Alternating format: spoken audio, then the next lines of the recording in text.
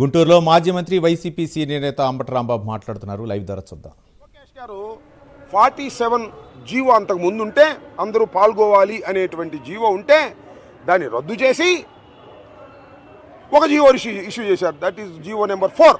దాని ప్రకారం స్పోర్ట్స్ కోటాలో నియామకాలు కావలసిన వాళ్ళు ఎగ్జామ్స్లో పాల్గొనవలసిన అవసరం లేదు. వాళ్ళు ఎగ్జామ్స్లో పాల్గొనవలసిన అవసరం లేదు. అంతకుముందు పాల్గొవాలి.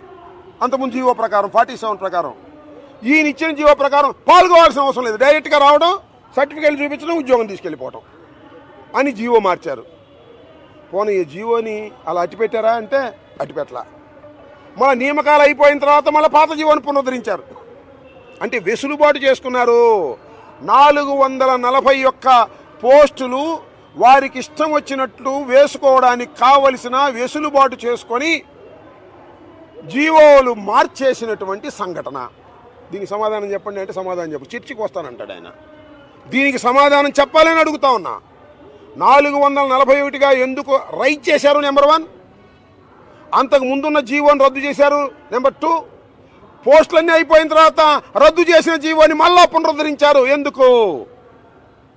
ఇక్కడ మీరు క్యాష్ తీసుకుని ఉద్యోగాలు ఇవ్వటం కోసమే కదా, లేదా మీ తాబేదారులను మీ సొంత మనుషుల్ని వేసుకోవడానికే కదా? ఇది స్కామ్ కాదా? దీన్ని చూస్తూ ఊరుకోవాలా? యువత ఊరుకోవాలా? టీచర్స్ ఊరుకోవాలా? వైఎస్ఆర్ కాంగ్రెస్ పార్టీ ఊరుకోవాలని అడుగుతా ఉన్నా. ఇది ఇలా ఉంటే ఒక ఆయనకి నెంబర్ 1 వచ్చింది ఎగ్జామ్స్లో. ఆయన ఎవరో తెలుసా? నవీనట. ఆయన ఎవరో కాదు, అవుట్ సోర్సింగ్ ఉద్యోగి. ఈ పేపర్ సెట్టింగ్లోను, పేపర్ అప్లోడ్లోను పనిచేసేటటువంటి వ్యక్తికి నెంబర్ 1 వచ్చింది. నెంబర్ 1 వచ్చింది. ఉద్యోగం ఇచ్చారా? ఇవ్వాల. ఆయన కోర్టుకు వెళ్ళాడు.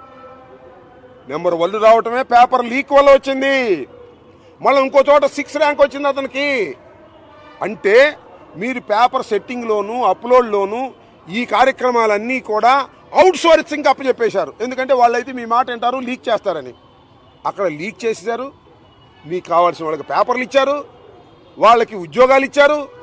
మొత్తం మీద డిఎస్సిలో మీకు కావలసిన వారికి మెరిట్ తప్పించి ఉద్యోగాలు ఇచ్చేటటువంటి కార్యక్రమం చేశారు సాక్షాత్తు ఎడ్యుకేషన్ మినిస్టర్ లోకేష్ గారు.